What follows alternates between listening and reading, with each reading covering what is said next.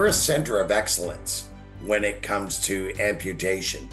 Just with the, long-standing history the War Amps have had in Canada, the legacy of amputees, helping amputees, thriving, and that's such an important aspect and hallmark of our mission statement today. In terms of CIMVAR, being able to collaborate with an organization that has expertise in the area of collecting data, and they're so well connected with university researchers that can, pull information together that we can utilize, we can analyze at that point and start making significant changes to the services we provide. We're able then to tweak our programs and services. And that's crucial in terms of being able to move forward and providing the vast support to those individuals that require it. I'm a specialist in physical medicine and rehabilitation, or a physiatrist, and I've been working on the amputee rehabilitation program at the Glenrose Hospital in Edmonton for many, many years now. And certainly limb amputation is, as we all know, a hallmark of military conflicts across the world and across the globe.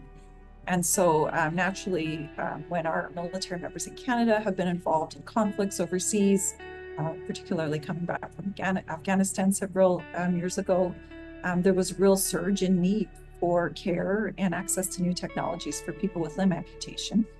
So many of those people came back to the Glenrose Hospital, and I became involved with their care, and we worked quite hard to develop teams and programs of treatment and programs of research that would then improve care for persons with limb amputation. Donc, mon mari, quand nous nous sommes rencontrés, il était un militaire. Il travaillait à Québec dans le temps. Et c'est comme ça, en fait, que j'ai découvert le monde militaire pendant que moi, je faisais ma formation comme médecin. C'est là que ça a un peu changé. Donc, je vous explique, j'ai découvert l'ostéo-intégration en 2017, quand une de mes patientes a décidé de se lancer dans une aventure. Elle ne marchait pas. Elle avait été amputée des 2 jambes au-dessus du genou. Elle avait décidé d'aller en Australie pour se faire une chirurgie là-bas. Et elle est revenue. Nous avons vu cette patiente qui avait une chirurgie qui s'appelle l'ostéo-intégration, et ça a changé sa vie. En quelques mois, je l'ai vu passer d'une dame qui fonctionnait en fauteuil roulant à une dame qui marchait sans aide technique, qui travaillait, qui faisait tout ce qu'elle avait besoin de faire. C'est certain que je vois que les gens qui s'engagent dans l'armée, c'est vraiment pour défendre nos droits, défendre nos libertés. Et malheureusement, ce qu'on voit, on l'a vu avec tous les conflits armés, la guerre d'Afghanistan, etc., il y a des Canadiens qui reviennent avec des séquelles importantes, dont des amputations. Et évidemment, pour moi, de faire de la recherche qui peut avoir un impact sur leur qualité de vie, sur leur participation sociale, pour moi, c'est une façon de redonner pour les sacrifices qu'eux, ils ont fait. Donc, ce volet-là était important pour moi. C'est pour ça que je suis intéressée à faire de la recherche pour les militaires, les vétérans et leurs familles.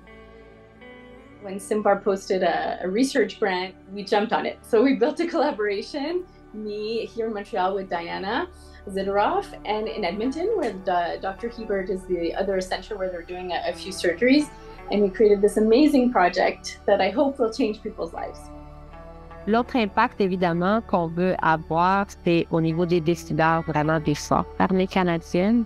On espère qu'ils ont connaissance du rapport qu'on va produire et que ça va vraiment amorcer une réflexion à savoir, bon, est-ce que l'ostéo-intégration et le fait de s'amputer appareillé, que ce soit avec l'ostéo-intégration ou une prothèse traditionnelle, est-ce que c'est compatible avec le service militaire actif? Est-ce qu'il y a de la place à des adaptations au niveau des exigences militaires? Donc, le but, c'est vraiment d'aller vers cette réflexion-là. When we look at the importance of this scholarship, and as I noted, information has been gathered. We're able to share that information. We're able to impact lives. And at the end of it, we're able to continue the great advocacy work that we constantly do.